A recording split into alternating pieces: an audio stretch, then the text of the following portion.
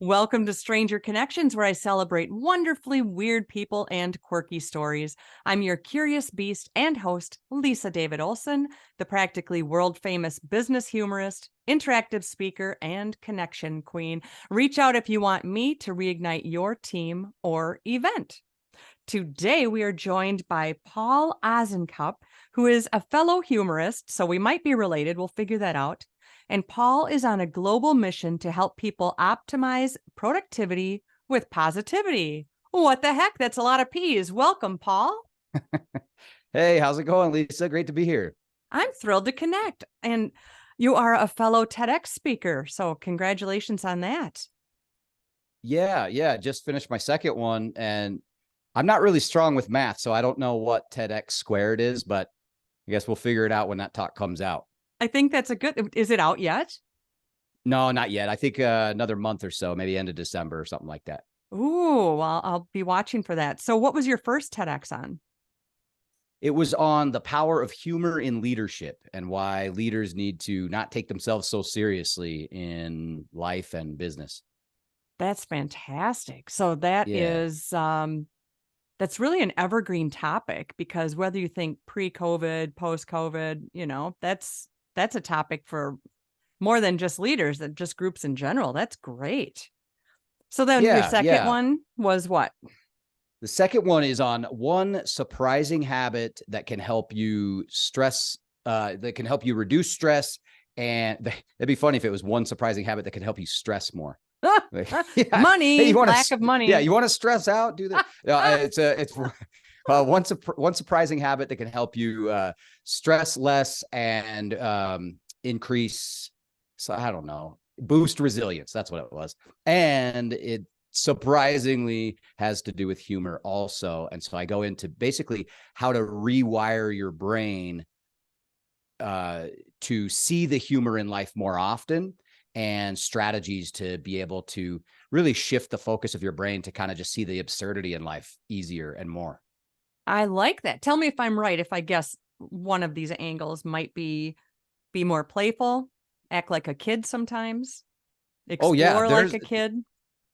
Absolutely. There's a ton of them. And you're right. Like a child mindset. I mean, going through life more like a kid or even a pet, because part of, you think about kids and say dogs, they're just like in the moment, present, True. like we typically are not usually thinking about how something didn't go well yesterday and worrying about how awkward I was when I was talking to the barista at Starbucks yesterday or whatever. And I wonder if they thought I was awkward. Oh, I probably was. Or worrying about what I got going on tomorrow. So yeah, that's definitely one. And then there are a lot of different humor exercises, like looking back at past traumatic or stressful events and reframing them with humor is actually a very good tool for resilience, and has shown through research to provide even more of a boost in positive emotions and decrease in negative emotions than even normal positive reappraisals. So, there are just all sorts of kind of tricks and techniques to do that. Do you have any kind of an example of how I would look back at something in my past that was traumatic, and how I just put an imaginary spin on it to make it funny? Yeah, I mean, so there are definitely techniques to do it, but I can give you an example. Like I always tell people, start with small things, small everyday stressors, and get good at that. The things that just annoy you or whatever. So let's say for example, there was a woman in a workshop I was doing that we were talking about this humorous reappraisal, and she was talking about this lunch meeting that the whole team was going to go off site and have lunch together. And everyone got the email that there was a new location that they were all going to meet for lunch. Everyone got the email but her. So she ends up across town at this restaurant having lunch by herself while the rest of the team had this fun lunch together. Boy, they're And late. yeah, exactly. And she knew it was like not on purpose, and everybody was really cool about it, but she kind of, her brain took this as like a grievance and a slight, and she was really annoyed by it. And she even went back to work and like kind of gave the silent treatment to her colleagues. And so we were talking about things that you wish you could have laughed off or handled with some levity. And so she brought that up. And so then in trying to reframe that situation, I tell people, like, play something that I call the what I could have said game. Like, go back and be like, what could you have done or said in that moment, and try to reframe it with humor. And so she came up with coming back to the office and saying, hey, thanks. That was the first hour I've had to myself in over 20 years. Or, well, it sure made splitting the checks easier. Those were her kind of reframes. But, there are, in order to get good at that kind of stuff, because it's not easy just to flip that switch. One is to do it more often. So like, you'll think to play the what I could have said game, like a couple days later, then a day later, then a few hours later, until eventually your brain is making those humor connections closer to real time. And you're really rewiring the neurons in your brain to fire on funny. And so another tip, though, is to, and something I write about, I've got a book upcoming in April called The Humor Habit. And something I write about in there is layering these kind of mindfulness strategies with tried and true techniques from the world of comedy. So like, for example, exaggeration. Like, you just exaggerate or heighten something until it becomes absurd and ridiculous. Like, that lady did a good job of, it's the first hour I've had to myself in 20 years, made splitting the checks easier. Another example would be like if your car breaks down, right? And you're starting to get super annoyed and agitated and stress levels starting to rise and you're starting to freak out, and you're sending a text home like, hey, car broke down, waiting for a tow for 2 hours. I'll be home as soon as I can. And you're starting to get annoyed. Heighten it to a ridiculous degree. Send another text home. Be like, be home as soon as I can. Tell the kids I love them, wish them luck in college, and text me photos when they produce grandchildren. Right? That like absurd exaggeration provides immediate perspective on just the relative importance of the situation. It's like, I'm going to be fine. I'm not going to miss the birth of my grandchildren over this. I love that. And especially saying the more often you do it, the quicker it'll be to real time. Right. My husband and I, if we have a disagreement, there's times that there's a lapse that he forgets that I'm always right. And that gets a little bit annoying for me. He needs to do that more often. Yes. That's the one quote I'm going to pull out of this whole talk. And yeah. the thing is we can do one of those levity moments. I can't say they always work 100% of the time, but sometimes, when you're with one of your kids or your spouse, whatever, and you're in that loop. And my thing is, I say, let's agree to disagree. He hates that statement. It basically means we're getting nowhere. Let's just take it. Let's, halftime. Okay. And you can, he's like, sometimes... can I disagree to disagree? Is that an option? Don't pile up on me, boys. I think that is so funny though, because a well-placed something can work. It can bomb badly as well as a lot of things we say can, but it's worth a shot. I mean, it couldn't go much worse, but. Right. Well, and a lot of times what I tell people is like, this is something you can do in private after the fact and just kind of try to, Charlie Chaplin once said, in order to truly laugh, you need to be able to take your pain and play with it. And that's kind of what this is. You take your pain point, you play with it a little bit and see if you can mine the situation for some nuggets of humor. And it isn't easy at first, but just the act of doing it, you're already starting to rewire your brain. It's just, I equate it to like learning a musical instrument or a foreign language. Those things, you don't just get good at that right away. Walking.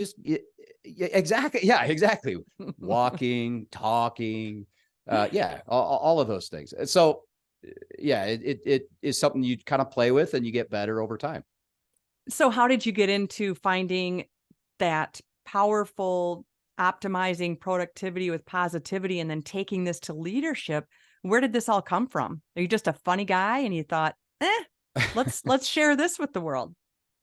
Yeah, it's a good question. So my background is higher education administration. And I used to have a real serious job. I would counsel college students with substance abuse issues and help them get their lives back on track. But in the meantime, I had a, double life where I was doing stand-up and improv comedy as well. And I started to see how humor helped in both work situations and with difficult situations with students. And I kind of just started to like nerd out about it. I was like, wow, this is really interesting. So I started to read a bunch and gave a couple presentations on what I had learned. And my kind of nerdy obsession really just turned into a career, merging both the educator side of me and the performing stand-up side of me, and kind of just a nice little merge. But the short answer is, I don't know. I just made it up. I don't know no different here. Yeah, right. But we do need it. And I think as you're probably told, like I am, we need humor now more than ever, is something I've been told for 2 decades. So this now is like, we just need humor, blanket statement. We just need it because it's a connector and it brings people together. We hear somebody laugh at the table next to us. We look, we want in on it. If you're working in Cubby Land, you pop up and you prairie dog and go, what's so funny over there? And you want in on it. What's everybody laughing at? Yeah. I want some of that. And I want some of those endorphins. You bring up a good point too. Like I've never had somebody say, like, people say, well, we need humor now more than ever. I've never had someone say, you know what? Things in the world are pretty good. I don't think we need humor anymore. I'm all set. I need some more sad documentaries. I'm full. That's true. And this is, one of the things I say is more punchlines, less headlines. So don't look at the news before bed. Look at a blooper of your favorite show. What's your favorite show? What's your sitcom you would go to? Oh my gosh. It kind of changes because now that you can binge things, I go through so I just finished going through Veep with Julia Louis-Dreyfus. Oh, I haven't heard of that one. Great series. Yeah. She's basically the vice president. And now I've restarted Arrested Development. Oh, that's so good. Which is great. But I mean, there's just so many series that are really good. And then, so it'll be like, I'll have series like that make me laugh. And then I'll watch some stand up and stuff. But I also get a kick out of, I love news bloopers. Yes. So as I my feeds, I get so many just people reading the news who can't keep a straight face because they're cracking up because they said or did something stupid. That always makes me laugh for some reason. So it does. And if you've ever been in the news, or like I used to do radio, and once you do flub up and you're trying to get the copy out, it's just going to keep going. You might as well come back tomorrow because there's just something going on in your face. You're just stuck. And there's something about watching someone else laughing uncontrollably and not be able to keep it together. That really makes me laugh. There's a lot of episodes of TV that have classic episodes like that. So I always find that hilarious. And that's why my go-to is Carol Burnett show, because they would try, like Harvey Korman and Tim Conway would try to crack each other up. I mean, it was more Tim Conway to Harvey Korman, but there was something about a koala. And so he would just say, koala. And that was it. Harvey Korman was gone. And I would love to know the origin of that, but it's still funny. If they could get each other to break. Yes. It's kind of like some of my favorite Saturday Night Live episodes are when like Kristen Wiig and Bill Hader and those guys are trying to keep it together, but they're making each other laugh. I just love that. Yeah. And I think the reason is it's bringing the audience in on it, because when we're watching that, we're also trying not to laugh because it's just contagious. Like, oh, don't break. And then when they do, it's such a buildup to it. And and when you bring the audience in with the joy, same as The Office, around your workplace, I think that's what it's all about. Just sharing those endorphins and that buzz, that's that legal buzz anyway. All right. So you've got a new book coming out and it's called The Humor Habit. And I would like to know more about that. Yeah. The Humor Habit, how to rewire your brain to stress less, laugh more, and achieve more. And essentially kind of a little bit about what we were talking about. I talk a little bit about the problem of chronic seriousness and how to combat that. And then go into some strategies of literally how to hardwire your brain for humor and how to rewire it so that you can see the fun and absurdity more often in life. and that in those annoying daily stressful moments, humor starts coming to you more often than, say, anger or stress. It's not that you're not going to have stress, but it might buffer or provide perspective that is helpful, so that, you know, your freak out goes from like a 9 to a 7, and you just have a little more capacity to deal with things. So kind of combine the world of positive psychology and neuroscience research with stand-up and improv comedy techniques, and going like, here are some methods in positive psychology that say that they say help. Here are ways within comedy that you can get there. I like that, because it's just like, I'm in the Midwest and it's a lot about deer hunting. So the reference around here is, you know, you spot the whitetail, then you see the whitetail everywhere and it's not even really there. Everywhere. Or Yep. think about a red car. That's all you're going to see. And you're saying we can rewire attracting humor and seeing things in a lighter way. Should we just be open to pondering that? And you're even saying we're rewiring our brain. So that's got to be a proven thing. Yeah. I mean, you can, I mean, it's the priming effect, just like you were talking about. Once you start looking for something, you're going to start seeing it more often. And it's just, the only difference is, instead of, you know, you're buying that new Jeep and now you see Jeeps everywhere, instead of seeing Jeeps everywhere, you're seeing jokes. And there's a lot of research behind it. And I didn't want to make it too heavy. So it's a fun, funny book. I also, there's chapters about, you know, taking this humor and using it at work, in leadership positions as well. So, I feel like there's a lot there, hopefully to be helpful for people, but also, try to make it fun and funny and interesting too. Cause I get like, I can read a book like 2 chapters in, and if I start falling asleep, man, that's that book on my shelf. It's like, well, I got through 2 chapters of that one chapter of this one, 3 chapters of that one. And Yep. And this one's holding up the one leg of my table that makes it wobble. Yeah. Yeah, exactly. Yes, I think writing with humor is so important, because it does keep somebody engaged and curious. And the art of storytelling is, you know, something else that leaders definitely need today. But do you know your team? Do you really know your team? Have you laughed with your team? Or are you just always out there barking orders? So that's something for anyone with a group around them to consider.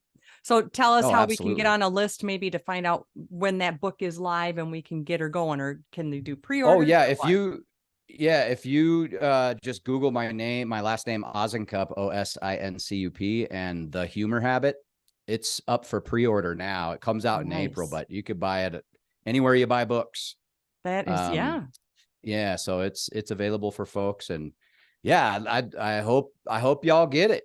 I mean, I saved a few copies for myself. I'm only 5'4", so I got 5 copies that I'll just be using just to sit on, so I can, you know, see the screen and that kind of stuff. But other than that, knock yourself out. On this Zoom call, I didn't know you were fun size. Yeah. That's kind of funny on Zoom, huh? You don't know how big someone is. Yeah, I'm a fun size. Yeah. My son is 6'6". It's always fun to put people together like that, you know. Wow, 6'6". Yeah, a standard door is 6'8". I make them big. Good night. No kidding. I call them sometimes top I'm shelf. around people so tall, and as like, you know, a guy that's 5'4", like I'm around, I have a friend that's 6'7", and sometimes I'm like, it's crazy to me that we're both human beings. I know. It's just. Yeah, I call my son top shelf, because at the store people will say, can you reach that for me? Yeah. But I bet my son knows your friend, because apparently all tall people know each other. Like, oh, sure. Yeah. You're 6'6". Oh, my friend is 6'7". Do you guys know? Yeah. Do you know Jason? Oh, and my son is Mason, so I bet they do. Jason and Mason. Oh, Jason and Mason. Yeah. That's fantastic. The twins. Yeah, that's the one nice thing about being short, though, is no one ever asked me to be getting anything off the top shelf, or like if I'm sitting in an aisle on a plane and some little old lady's coming with her carry-on, you know, she's trying to get that thing in the overhead bin. She takes one glance at me and is like, nah. You think I'll do it. Yeah. Could you tie my shoe, Sonny? Yeah, exactly. So are you still doing the stand-ups? Yeah, still do it. I took a little pause from stand-up for a while because I was mostly focused on speaking and also doing improv. I perform improv several times a month at a club here in town where I live. But I'm getting back into stand-up now that my book's done. I have more time to write again, which is nice. So Oh, that's so yeah, fun. get more into doing some stand-up, which is kind of my first love, which is great. Are you a character on stage or are you yourself? I'm mostly myself, but occasionally I'll, depending on the bit or whatever I'm doing, I might, do some Seth Rogen or whatever, like just get into different voices and things like that. If it calls for an impersonation night, I'll do some of that. But I like that. So if you were to tell somebody starting out in stand up, what yeah. would you say is something you wish you knew when you were starting out?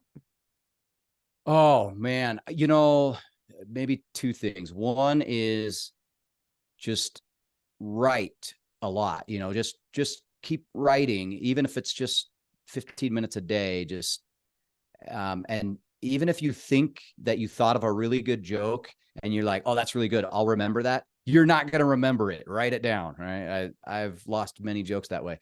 And the other thing would be that open mics are for experimenting, and it doesn't matter how you perform at open mics. Like when I first started, I put so much pressure on myself at open mics and was like, this could make or break me. And it's like, nah, man, this is a playground to just go and have fun and try things out. And even though it feels really intense the first few times you do it, it's just to go try stuff out. So just do as many open mics as you can. It's like, I don't know. It's like, doing like a first sketch of something if you're an artist. So I'd like that. It's very great advice because an open mic, people even bring notes. It's not like you have to go buy the new outfit. You don't have to have your persona yet. You don't have to. Right. That's where you find it. That's where you hit something and it feels good and the audience reacts and you go, oh, geez, I didn't know my uncle was so funny. All right, I'm going to go there.